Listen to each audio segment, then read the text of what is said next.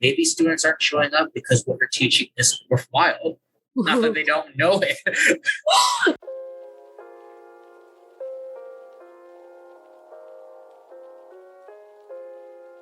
Hello. My name is Jacob Miranda. And I'm Cassie Witt. Now, Cassie and I are doctoral students here at the University of Alabama, specifically in the experimental psychology program, where we're concentrating in social psychology. Together, we are the hosts of Corrupting the Youth, a podcast about the teaching of psychology.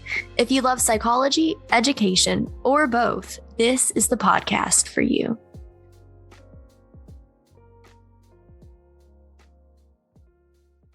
Hello again, Cassie. I have a question for you.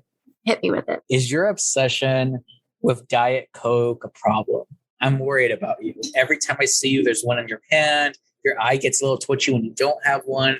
I'm concerned. I mean, we all have to have our vices, and mine is Diet Coke. Like, I am actually addicted to it. I don't know if it's problematic. If I don't have one, then I feel a little off, but it is what it is.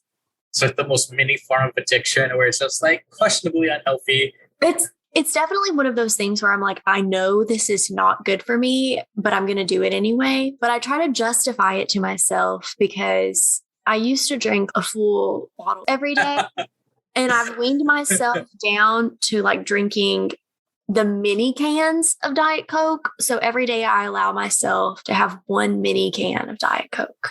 I'm sorry, that response, I want to give it an F. I won't justify giving it an F. And, my grading is arbitrary and capricious, but I think that's kind of relevant to today's topic.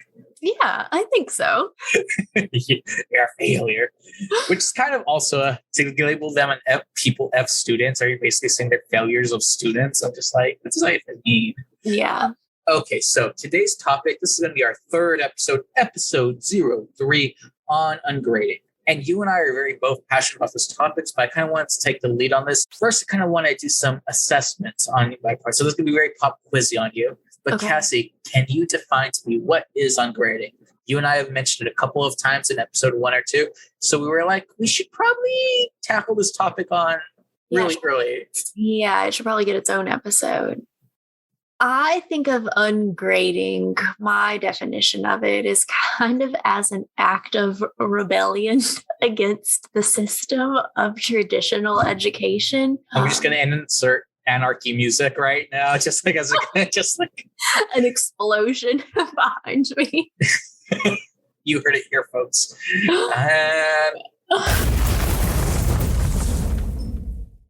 Would you not agree, though? I mean, to me, it's like an approach to teaching where you try to put the emphasis on students' intrinsic motivation rather than relying on the extrinsic motivation of grades, right? And you structure your class accordingly. So let me push back on that.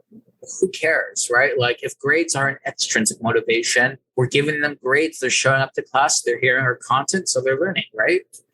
Like who cares if it's extrinsic or intrinsic? What's that matter? I'd be more convinced if I actually thought they were learning. I don't think that you can say by getting an A in a class that a student has learned anything. Gasp. I'm just going to insert a bunch of clips here. Okay, then so an A doesn't mean you learn anything. Then what does an A mean? What does an A mean? Can I cuss on this? I mean, I pretty much cussed in every episode, Cassie. It's right. She said the A word. I was going to say I'm going to censor arbitrary. And that's how I feel about that. Yeah, definitely one thing I would agree with you is a lot of people would argue that grades are supposed to be a marker of learning. So A means you learn something a lot, you are far superior. And I think it's kind of really weird. For any historians out there, please correct the record or I'm just bullshitting all of y'all. But this is how I see it. At least when I think of assessment, I tend to think of early 1900s, particularly around World War I, right? Where for once we started introducing the Alpha Army test and the Beta Army test, essentially where you had literate soldiers and illiterate soldiers. And you had, I believe it was Yerkes? Yerkes? Yerkes, Yerks, perhaps. And a group of psychologists basically developed these cognitive ability, like one of the first intelligence type tests. And it was to basically, you had more richer, wider folk who were literate get this alpha test who were promoted to like superior leadership positions, while you had people who took this beta test, which is arbitrary and capricious. I don't know why that's my favorite thing, but like it was just it was, do you know the missing part of a violin? Which, if you're already illiterate, you probably have low SES. And if you have low SES, you're probably not going to see too many violins or know what's missing. And those people were always sent to the trenches to be war fodder. And a lot of the evaluations you may recognize as the outcomes are A, B, C, D, E. Schools, to my knowledge, and again, this is where I want you to correct Mr. Raj, but schools picked up this system because of the military, because of evaluations. And there's a really weird eugenics-y component to these intelligence tests originally, because an A would suggest, and I think the appropriate description was far superior intellect versus like mental retardation. Intellect was like E. Obviously, I think we switched E to F for some reason. There's this really eugenics-y feel that if you're taking the beta test, you're getting these lower scores and you are an inferior human being, you have inferior intelligence, which is just kind of like gross language. Yeah. But this type of assessment was picked up by schools, right? Schools started being treated more like factory workers, right? Where learning outcomes are like teachers are just building a little bit of sociology, a little bit of history, a little bit of math. We have citizen and moving them along this conveyor belt. And that's kind of what learning became, even up to as recently as Bush's era, right? Where it's like no child left behind, where schools were explicitly said, like, we need to treat this like a business. And you get money, you get funding if you pass standardized tests. And suddenly you now have teaching to the test as an issue. And teachers who want to give a more well-rounded, more liberal arts education in high school can't, because now they have to teach to a test. That tends to be biased and disadvantageous to people of color and minorities. So like you have this whole historical context all the way from the army to now, why we even have letter grades. But people will say, well, letter grades are informative. They provide feedback. They let the students know how they're doing. Also just competition, right? I want to know who's my best student, who's my worst student.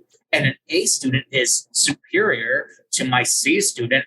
And then you start recognizing, oh, what I put into my grade is just very random, even from semester to semester. One class I make attendance worth 10%, another class I make attendance worth 20%. And then the question is, should attendance even be counted towards the concept of academic achievement? Maybe students aren't showing up because what you're teaching is worthwhile. Not that they don't know it.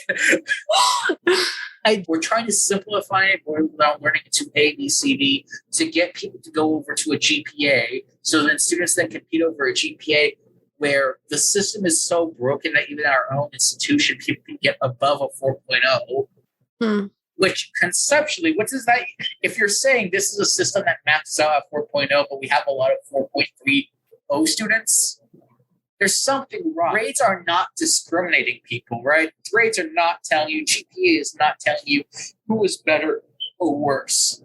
Yeah, that blows my mind.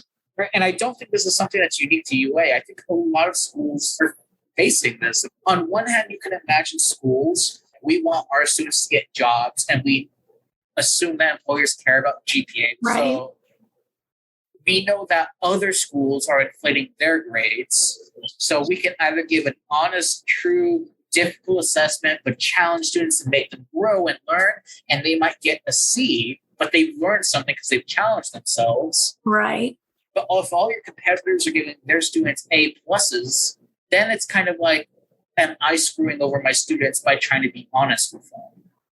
Like, that's an issue. Yeah.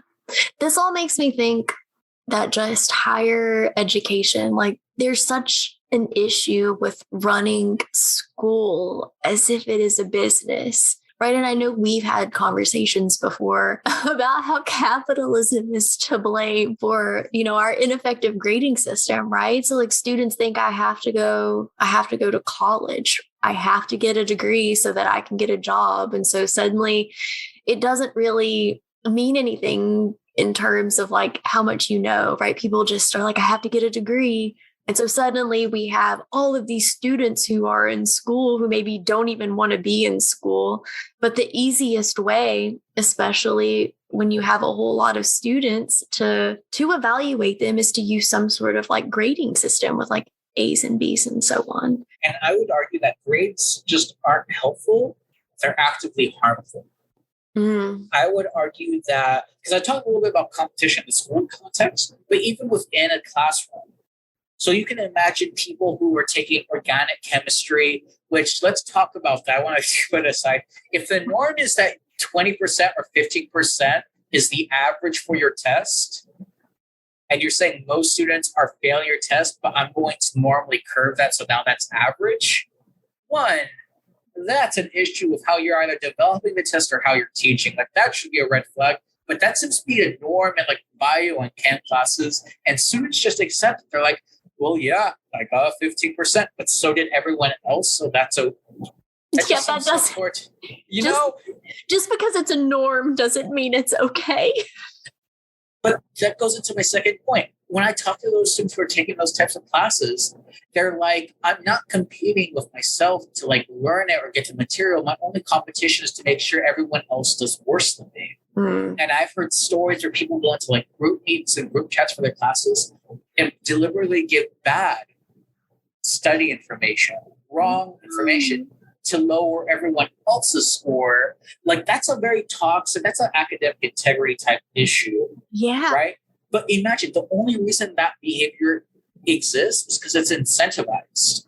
I don't need to learn stuff. I just need to perform better on a test better than everyone else. And if I can't perform better, I'm going to make everyone else's performance worse. Yeah, I mean that's the core issue, right? That like you're not incentivized to truly learn things. You're incentivized to get a certain grade. Definitely, and I would say I like I believe it's Amy Fast quote. I think she tweeted this. Let's see if I can read it off so I don't have to misquote her. And hopefully I originally typed this up correctly or transcribed it correctly. She writes that the saddest and most ironic practice in schools is how hard we try to measure how students are doing and how rarely we ever ask them. Yeah. Well, I think my reaction is just the lack of concern for students, I guess, that she's conveying, right? Like we care about how they do in courses, but I think a really critical part of teaching is also having compassion for your students and humanizing them as well. I would say, do you think many people will just like sit down and talk with their students? Or like, we've talked about authentic teaching and being transparent before, but like just this idea of, let's even imagine someone who's like, I'm not going to talk about my personal life and tell my stories. Even those people, do you think that they still at the very least check in with their students? Like, how are you doing? Are you learning? Right? So you don't even have to be personal about it. You can still just be like, ask. Do we do that? I mean, I do those things in my classes, right? Like if I notice someone hasn't turned in an assignment, I'm the professor's like, hey, you didn't turn this in. Hope you're okay. Like, but I can really see if you're teaching multiple classes, especially if they're multiple large sections, how that could easily lead you to becoming like overwhelmed or even like burnt out. Taking the time to like reach out to every single student who like seems to not be coming to class anymore or who isn't consistently turning in assignments, right? When you have your own work to do, which again is like an issue with how higher education is set up, right? We have a lot of obstacles to do authentic teaching. I would say one of those obstacles being class size inflation. Yeah. It used to be, based on my understanding, I never had to experience this, but back in the day, like a seminar class might consist of anywhere from 10 to 15 people. Now I think our smallest seminar classes are like 28 people. And that's just like supposed to be the personal class. Our larger classes go into the hundreds. And so like you're saying, do you connect with everyone, right? Is it fair to expect your teaching assistant to show up and notice who's missing and who's not? That's hard. And I don't want to like brush aside that teaching large classrooms provides unique challenges to like getting this personable approach. I still think it can be done though. And I think there are techniques that maybe we can talk about a little bit later. What can be? So I wanted to add into the competition piece this idea of schools aren't just competing with one another, students are competing with one another. And so again, I don't want to speak to your experiences, but I do feel like this is commonplace least, so it's just personal perceptions. Anytime you suggest doing group work or group discussions in small groups, I feel like that's such a foreign concept to students, and they're so averse to it.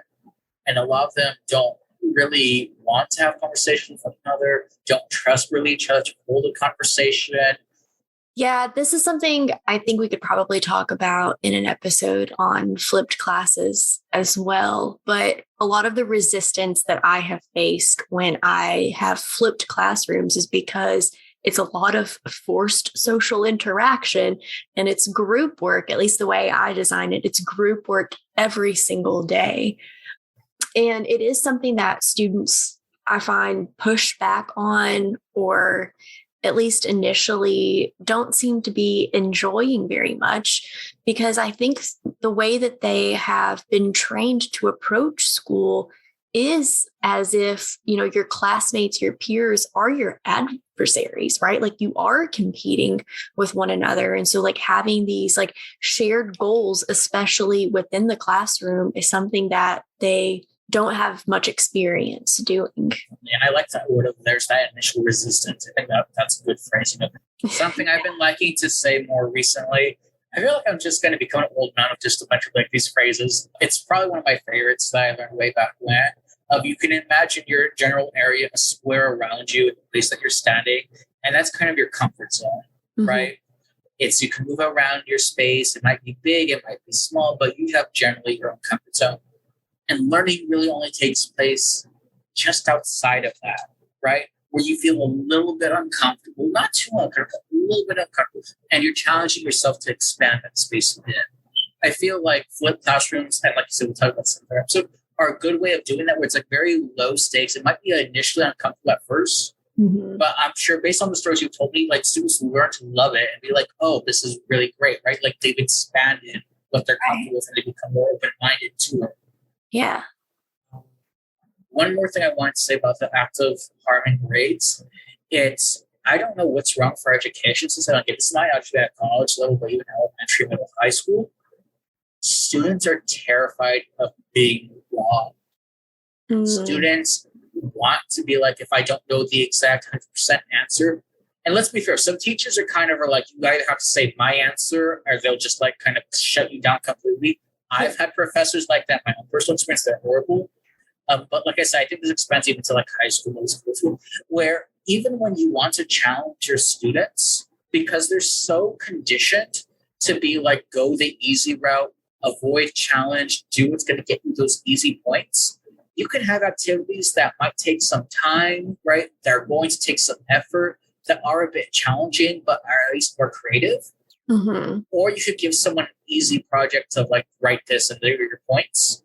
Well, students will actively avoid the more challenging creative tasks for something more mind-numbing, straightforward, and simple, because at least they know those are like easier points. And if the end goal is just your grade, why are you going to, if you're going to get an A anyways, I can understand this logic. Why would I do something harder or more ambiguous or more gray when I could do this very black and white, straightforward activity, not learn much, but it's the same amount of points? Like this heavy focus on points and grades, I feel like makes people not want to challenge themselves at all, or even go into their or step outside of their comfort zone. I totally agree. And I think in addition to that, students are afraid to be wrong or to challenge themselves because they have been taught that their grades are indicative of their self-worth, right? So like, why would you potentially like set yourself up to get a bad grade that would make, your peers or your instructor or anybody think that you are an incompetent individual, right? Like, why take that risk of like being perceived as that way if you don't have to?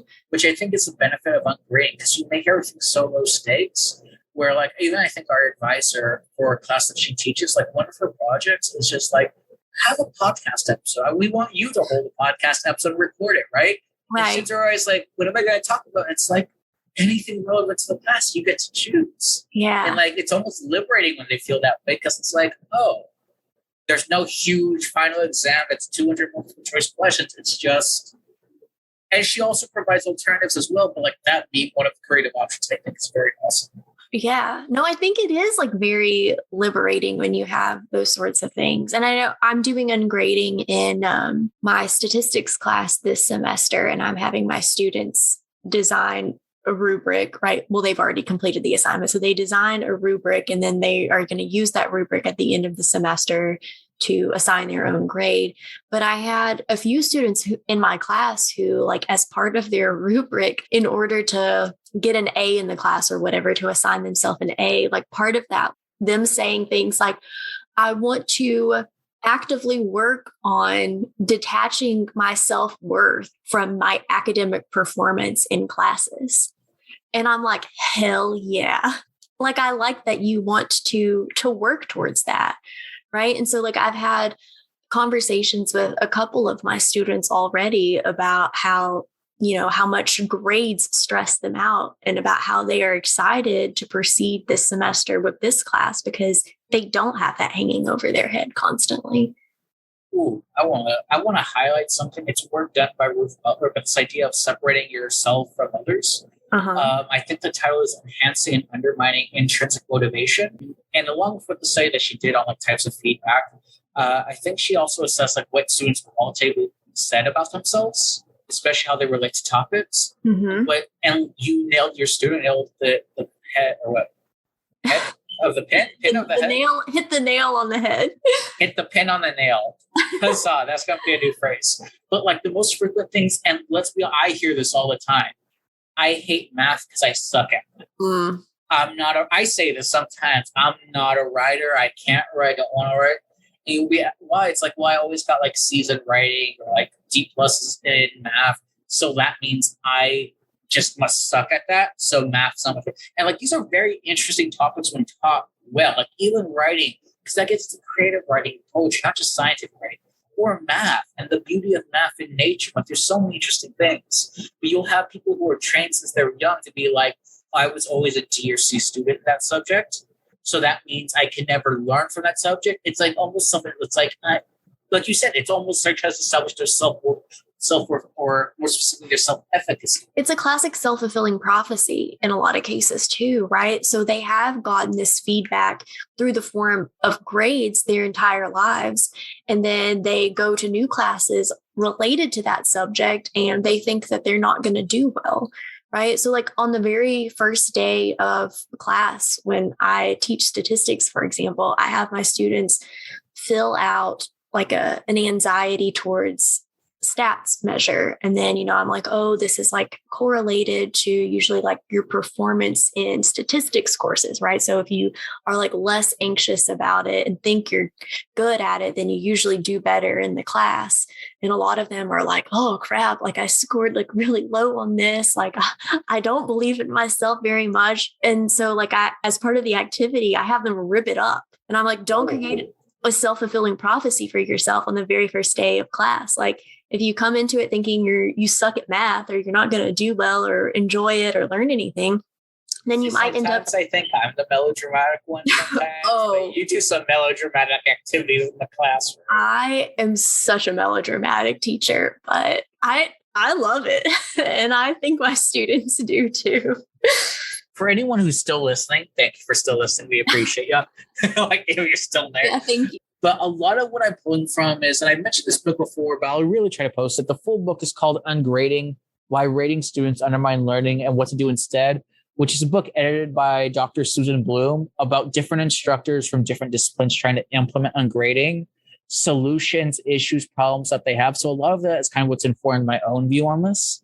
But specifically, there was one chapter that really talked about something that I personally found frustrating before I did ungrading. And it's this idea of grade grubbing. And so, Cassie, just out of curiosity, have you ever heard of grade grubbing? I think you might know what it is once I explain it, though. But no.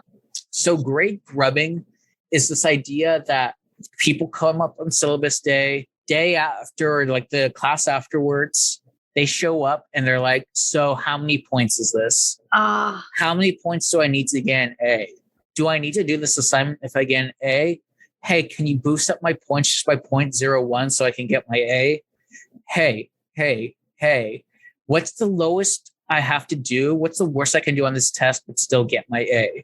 Like, have you ever had that thought process? And I've had that thought process of like, what's the most minimum amount of work I can do while still securing the grade that I want? Oh, yeah. I've had that thought before. That's really sad if you think about it, because they're like, how can I disengage to the best of my ability from this class while still getting the carrot at the end of the tunnel? Like, that's a horrible, like, to me, that really impacts. I've heard a lot of instructors being frustrated about this. They're like, these students, all they care about is their grade. Why are they asking me what's the least amount of work they can do? Because that's what you're rewarding them for. You're basically telling them, like, yeah, get that A. Here's what you need to do to get that A. I'm like, and there's a lack of just care for the students, right? So like on one hand, we're like, we want them to care about their learning, but so many people are like, but also let's not talk about the points, even though I'm working in a point system. And I'm like, that's contradictory a little bit. Yeah, you're sending mixed messages. You said that a little too happily. You're sending mixed messages. No, that was just creepy. I didn't hit the pit on the nail. The pit on the nail. Another phrase I will coin. Oh God. These so I kind of want to move on to problems to solutions, right? Mm-hmm. So we basically have been spilling the beans, throwing the shade at grades and grading, and there's still, let's be perfectly honest, there's still a lot of issues with grades we didn't bring up. But for the sake of time, we can always complain and ramble on later. I think that what I like about Ungrading is that it tries to promote these concepts. And I feel like one of these concepts is the idea of you first have to trust your students. Yes. Right? You have to trust your students that if you don't make attendance required, that they'll still show up. Mm-hmm. You have to trust that if you're putting something worthwhile in learning and you're creating a worthwhile curriculum, that students will show. I feel like that's the first thing. And that they'll actually do. Like if you're like, hey, I want you to watch these videos at home so we can discuss it next class. Or, hey, here's a very interesting article. I think you all should really read it. Because you're not making it mandatory, there has to be an element of trust that they'll still do it. Yes. Will there be students who don't? Yes. Of course. I mean, there are students who don't do the work when you have a regular grading system. And that's the alternative. And honestly, that's not, there's something even worse from students even not doing the work or doing the assignment to the system. I would say the current grading system actually encourages and gets people to practice academic dishonest behaviors. Yes. Cheating. Our current system actually encourages cheating, right? If you remove grades from the equation or you let students choose their own grades, right? Or you have students create their own rubrics to establish their own grades, there's no longer a motivation to cheat because they're evaluating themselves. Yeah. And you're like, well, can't they game the system and lie and say they deserve a grade if they don't? Yes. But at the end of the day, at least you're not actively having them practice, because those same students might be the ones who actively cheat and start building habits of like, it's okay to plagiarize. It's okay to pick other people's tests, right? And to me, and I don't know how you feel, I don't want to speak for you, but there's something almost worse about that, of students saying like, oh, I deserve a grade even though I don't, versus someone who's actively engaging in cheating behavior and misrepresenting themselves, like, or like it's a more severe integrity issue. I agree. Yeah. Like I think the act of like engaging in actual academic misconduct, right? Like cheating on an exam or like hiring someone to write your papers for you or something like that. There's something about that is worse than a student being like, yeah, I deserve an A.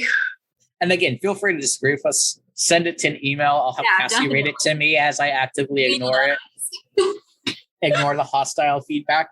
But there's also a second thing that I like that's been promoted from grading. And it's this idea that we can't hide as an instructor, as a teacher, you can't hide behind your grades and say, I grade because it's the fair thing to do. I grade because grades are objective. They're not. You can't say grades are fair and so that's why I do grades and hide behind that facade. Mm-hmm. Grades are never fair. Grades are always arbitrary. And just because they didn't take your class, but they perhaps took a separate instructor's class doing the same thing, guess what? Those two classes aren't equivalent. Instead of lying and saying that there's an objective standard, why don't we meet students where they're at? Acknowledge that they each have different starting places. And guess what? They're probably going to have different finishing places as well. And being very honest and open and having these conversations with students about like, what is personal growth for you?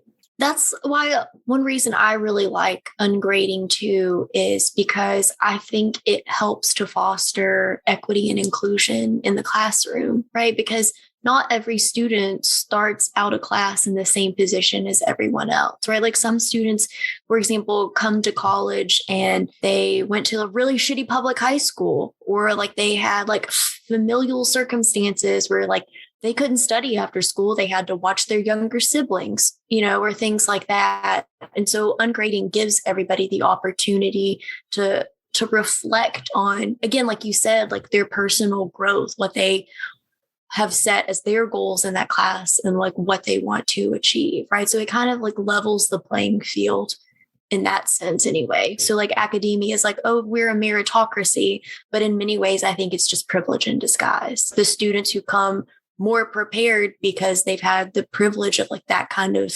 background in their education, they start off in a better position. And I would say, even to go one step further, so if I was going to take the DEI issue to like maybe a concrete example as well, although, and I loved your examples of like, maybe, you're someone who's in the States who like just comes from a poor background, and maybe you got that scholarship that put you in that cool undergrad institution, but you don't have the same background as everyone else.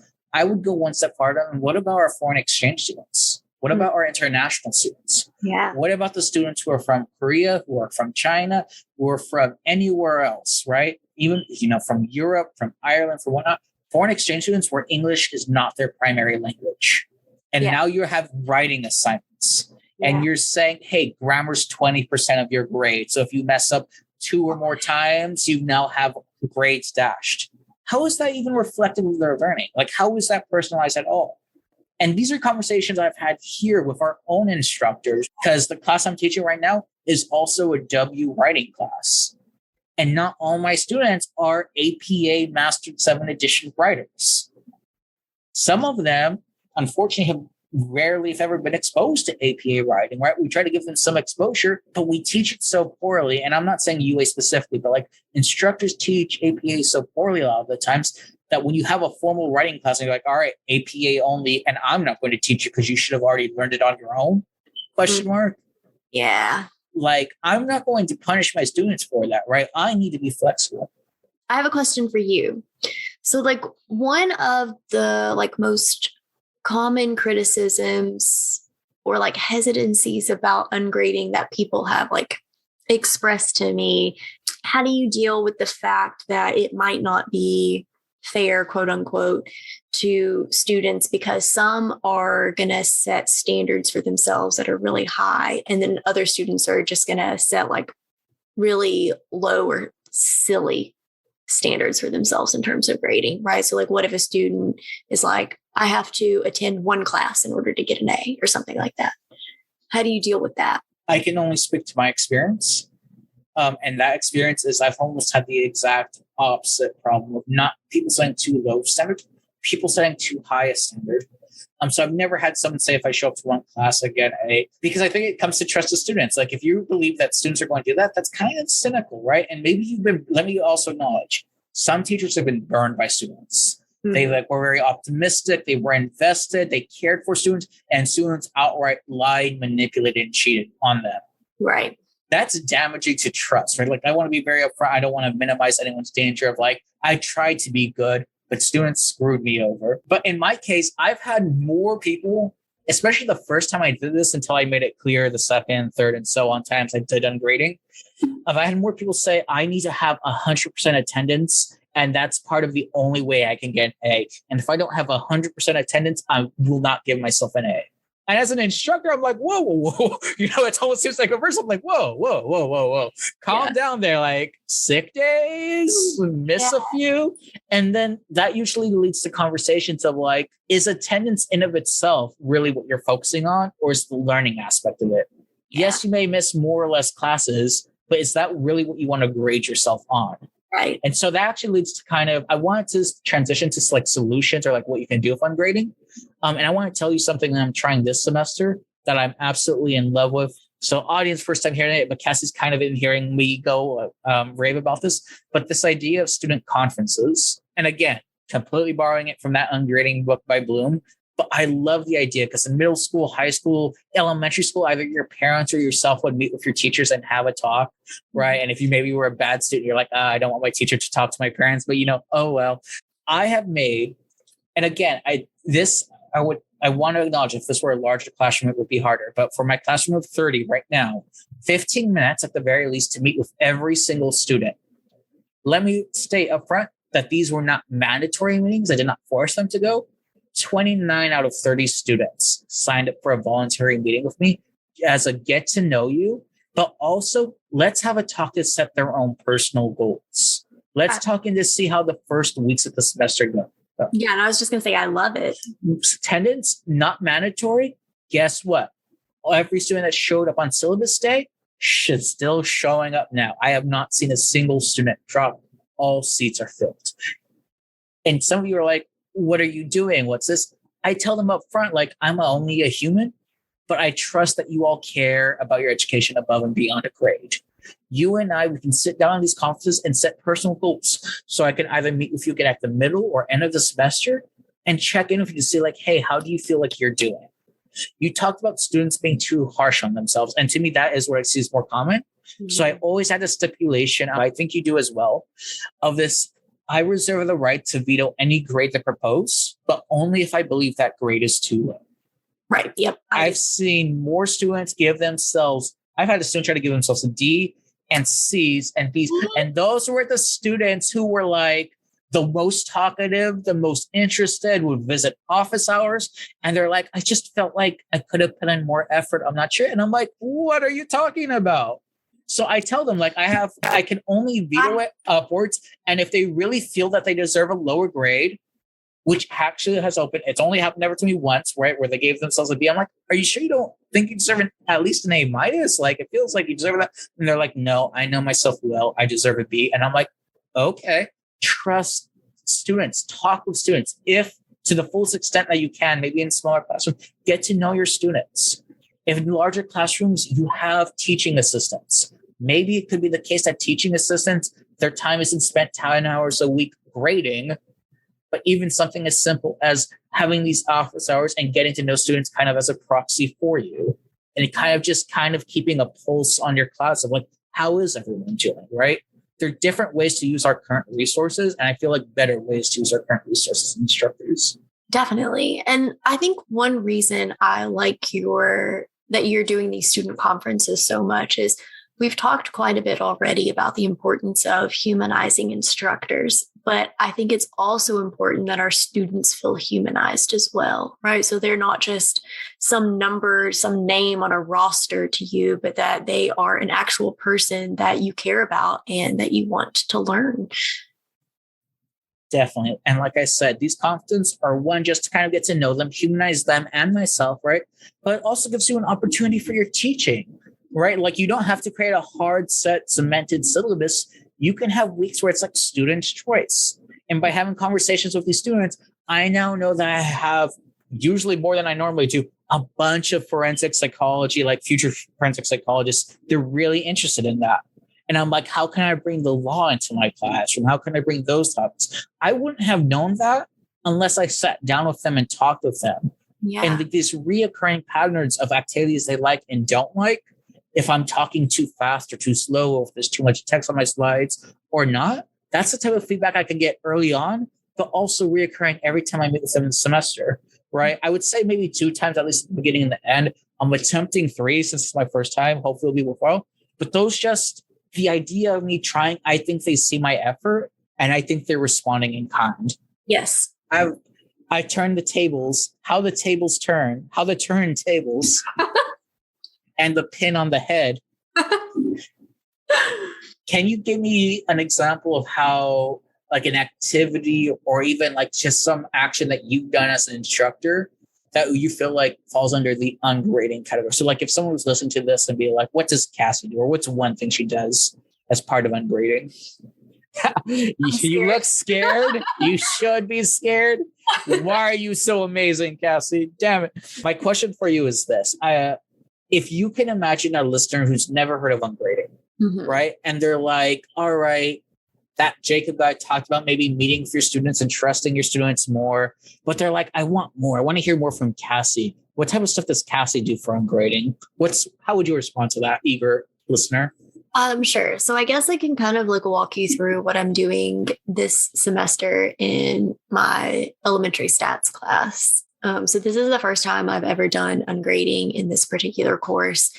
And I mentioned the rubrics before, but essentially what I have the students do on the very first day of class is like I introduce the concept of ungrading, right? This idea that they are going to be evaluating themselves and not getting that sort of feedback or that kind of evaluation from me. I have them like think about their own like learning goals, and then they go home and I give them a couple of days to construct this rubric, right? So like, what kind of goals do you have for yourself? And like, based on those goals that you have for yourself, what do you need to do to, get an A or a B and so on in the class? And I leave that assignment pretty open, which I think a lot of students are kind of scared of because they're not used to that much autonomy.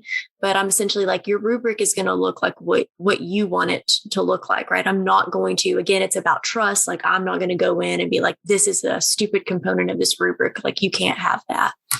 And then the way I'm approaching the rest of the class is like, we still have assignments in the class, but they're all optional, right? So I have like homework assignments that they can complete if they want, or like open book quizzes and exams that they can like complete if they want, but like with the understanding that like the points that they get on those assignments like don't go into like their final grade.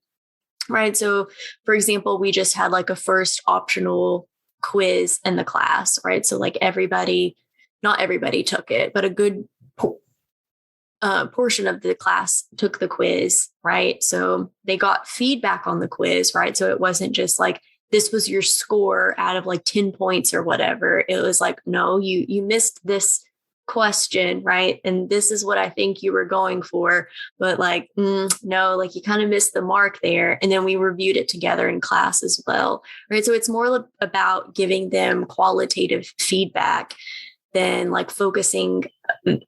focusing on like how many points they're earning, right? That are going to go towards their final grade, right? So there's still plenty of opportunities that they'll have over the semester to like practice statistics, but hopefully like they're not going to be so anxious about their performance on those assignments that it affects how well they are doing on them, right? Because I do feel like a lot of students, especially psychology majors, have so much anxiety about statistics, right? So I hope that by recognizing that they're not going to need to earn a certain number of points, they feel more confident in attempting those assignments.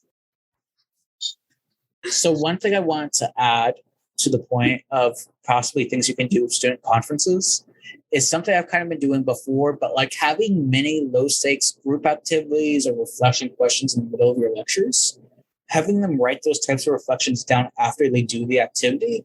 And what I'm asking students to do is to keep it, because at the end of the semester, what I think is going to turn out to a successful idea is I want them to turn in a reflection portfolio.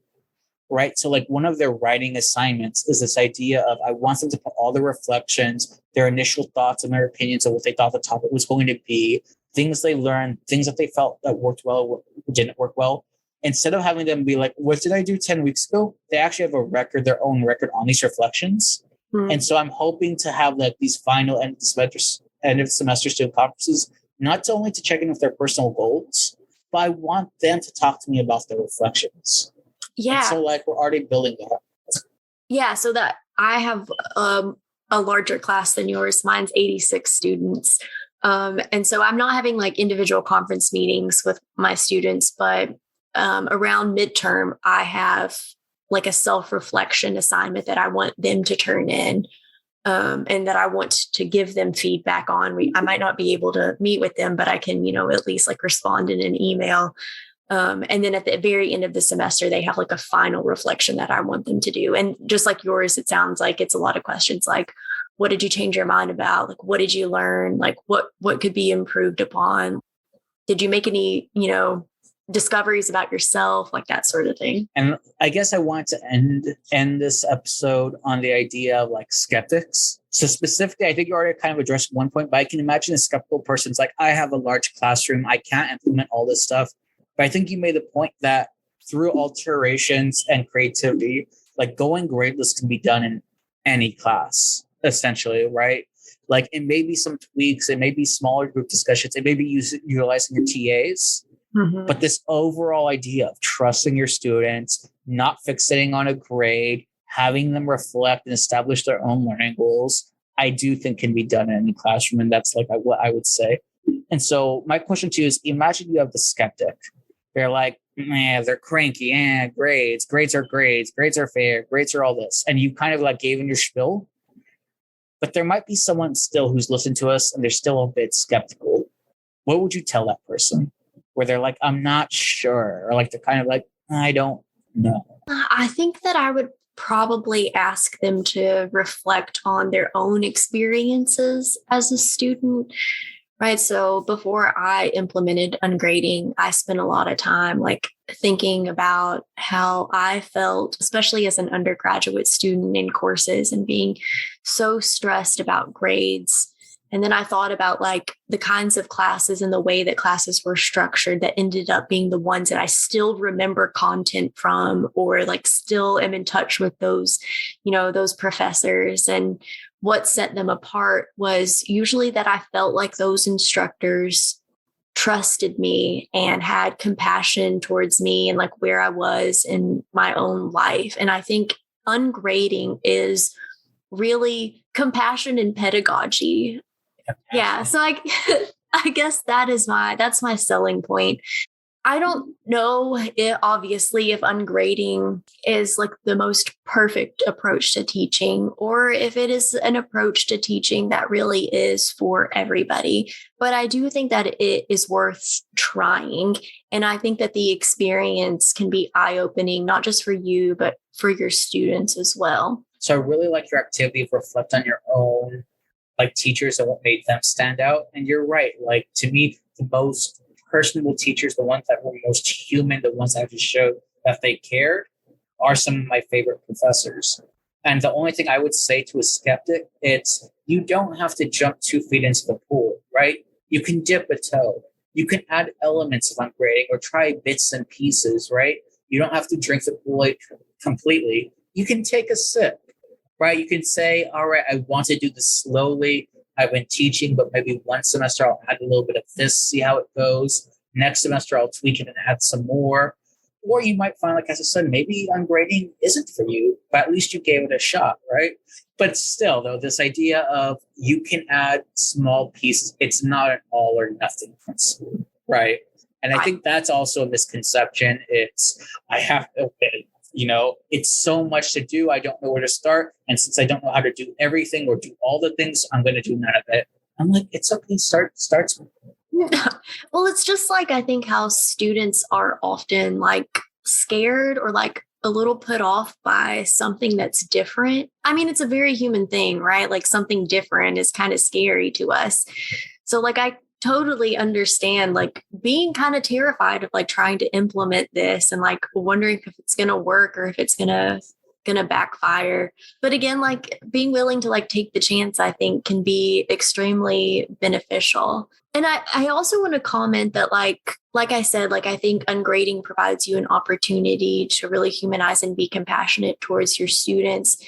And I think a lot of teachers forget, after you get jaded by the system, maybe just how influential teachers are in people's lives, right? So oftentimes, like what you were doing as a teacher isn't just trying to, pass on knowledge to the students in your class, but like in many ways, like you become a role model, right? And you change lives, right? Maybe this is just me being like full of myself, but I don't know. And I think like, yeah, teachers change lives. And especially I think as instructors of psychology or like behavioral sciences, we are in such a unique place where we get to talk about such interesting human things, right? And we get to share perspectives with our students about all sorts of relatable topics, right? If it's like things like religion or politics or,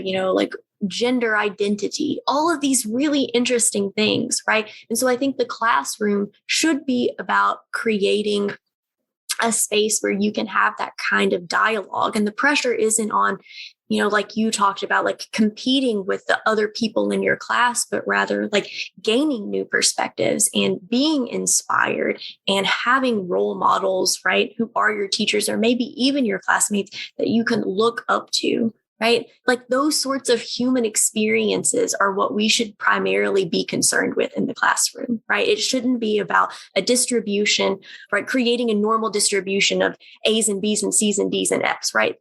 It's bullshit, right? Like we should be worried about creating human beings who are knowledgeable, but also like know how to like interact with other people. I don't know. I'm going on a rant now. And on that powerful note, we hope to see you next time. Hopefully, we haven't scared you away too much from the Kool-Aid, right? Drink the poison. Join us in this cult. Join us. Yeah. And we'll see you next time. We'll see you next time. Yeah, please. Hit us up on social media. Don't be afraid to continue the conversation. Correct the youth. And on that, please, I think that's a good place to. Bye, everybody. Bye. Hello again. We just want to thank you one more time for listening to Two Random Weirdos. If you want to listen to us ramble some more, we'll be posting episodes hopefully bi-weekly on both Apple Podcasts and Spotify. Fingers crossed. If you want to get in touch with us, we can be found on Twitter and Instagram with the handle @CorruptYouthPod. Or feel free to email us at corruptingtheyouthpod@gmail.com. Thanks for listening and helping us spread the corruption.